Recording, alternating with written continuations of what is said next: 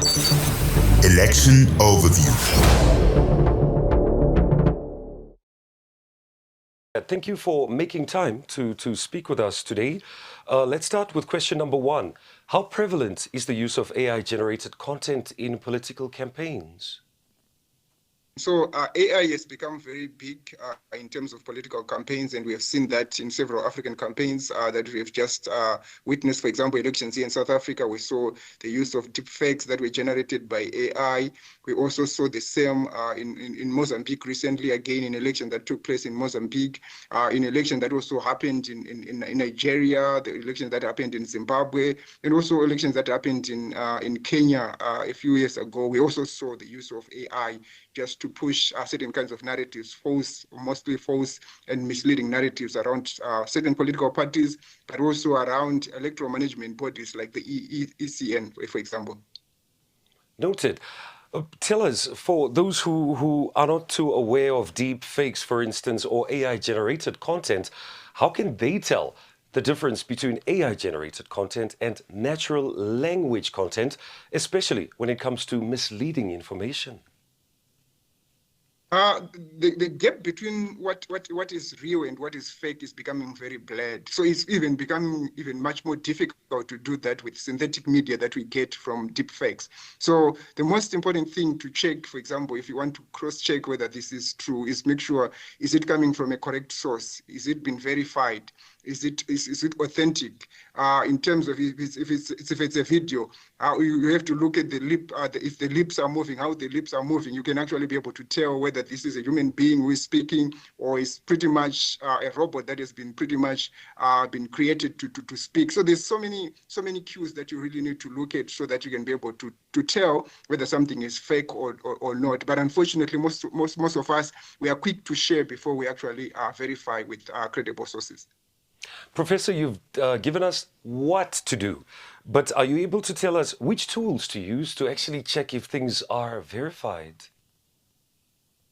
Yes, so there are so many tools that we also have online that you can also use to double check. So for example, you can do, if it's images, you can do a reverse search on Google. You can go on Google, run whatever, if it's an image, you upload it, and then you try and check if it comes out. It will give you similar kinds of images if it is already there.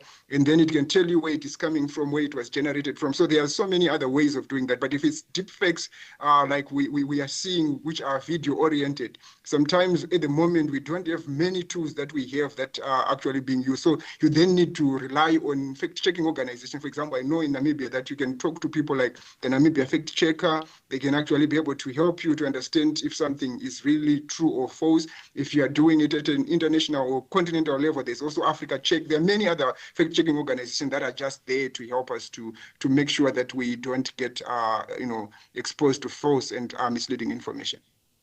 Highly appreciated, Professor. What risks does AI-generated misinformation and deepfakes create for election integrity and public trust in democracies like ours? So one thing that I've noted is that whenever there's false and misleading information, one of the key things that it does, it creates distrust in political institutions. It also brings delegitimation of the political process itself, but it can also sow discord. So for example, if there's confusion around who to vote for, it can actually even escalate it. But it can also sow seeds for conflict in cases where people are saying the elections are rigged and things like that. It can also lead to people saying, losing trust, for example, in electoral management bodies. For example, what we have seen recently with the circulation around this contract that was given to Renform, which is a company that is owned by some entrepreneurs from Zimbabwe. What that has done, obviously, is it has cast aspersion on the integrity of the ECN to run elections professionally, but also making sure that they give contracts to people that have been verified, that have been legitimately chosen on the basis of merit rather than probably of political proximity to certain people in high authority. And purely based on that, how can regulators and policymakers locally or continentally or in SADC address challenges of AI-generated political misinformation?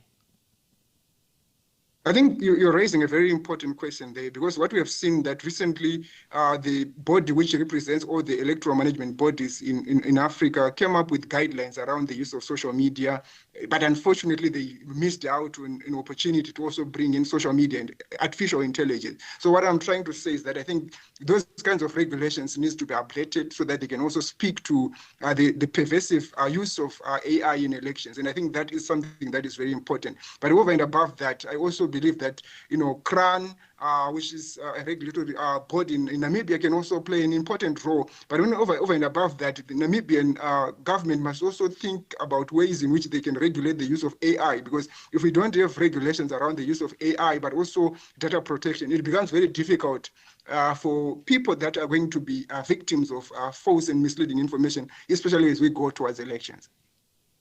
Doctor, thank you so much. Lastly, are there technologies available to detect and combat AI-driven misinformation during election campaigns? The last part of this question being the operative part during election campaigns. As I've pointed out, unfortunately, because deepfakes are a recent phenomenon, and also these things are constantly evolving, there hasn't been much in terms of the tools that are at our disposal in terms of what can we do to make sure that we can cross-check. But certainly, as I've pointed out, platforms like Google, reverse search, I think, is one such platform where you can actually be able to do, to check whether a video is true or not. It can actually tell you where it is coming from, who has produced it, and things like that. But also, as AI is evolving, we are increasingly seeing platforms like OpenAI, platforms also like Anthropic, also coming up with counter tools that can actually be used by fact checkers, but also by media organizations to try and fact check content that they, get to use on a daily basis. Election Overview 2024, empowering you to make informed decisions.